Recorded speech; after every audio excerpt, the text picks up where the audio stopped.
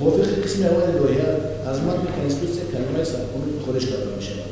ضرورت وارد نموده که تغییرات از آن سرچشمه می‌گیرد. کنستیتوسیه واژه‌ای عمومی اعتراف شده بین‌المللی بوده.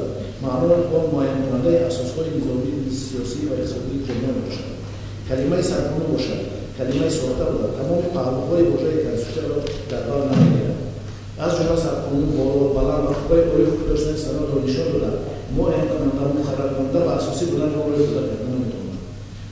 قسم یکم ماده 5 با مقصد باز یک بار دیگر قید نمودن ارزش‌گذاری داشتن انسان و حقوق و آزادی‌های او در تحریم نقد وارد شده است.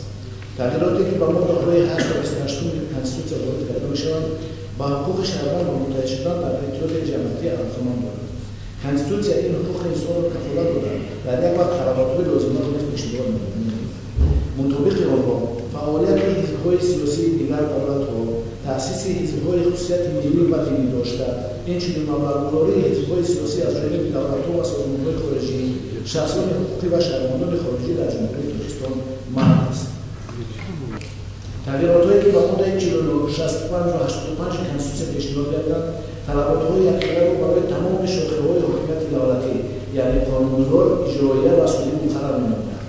موافق تغییراتی با ماده 49 پیشنهاد گردیده شخص اعضای مجلس ملی یا وکیل مجلس نمایندگان انتخاب یا تعیین شده بتواند که تنها شهروندی جمهوری تاجیکستان را داشته 30 رو از 30 کیلومتر دارای تحصیلات عالی باشد. در ماده 65 در برابر دیگر طلبات‌ها نسبت به نامزد و پرزیدنت جمهوری تاجیکستان نامزد باید تنها شهروندی جمهوری تاجیکستان را داشته 30 رو از 30 کم نباشد و دارای تحصیلات عالی باشد. عیناً چنین طلبات مطابق قسم‌های 34 و 36 لایحه نسبت سودیه‌های سود عالی، سود عالی اقتصادی و سود کنستیتوسیونی نیز پیش‌بینی می‌گردد. نسبت اعضای حکومت نیز طلبات در باره داشتن تنها شهروندی جمهوری تاجیکستان مقرر می‌آید.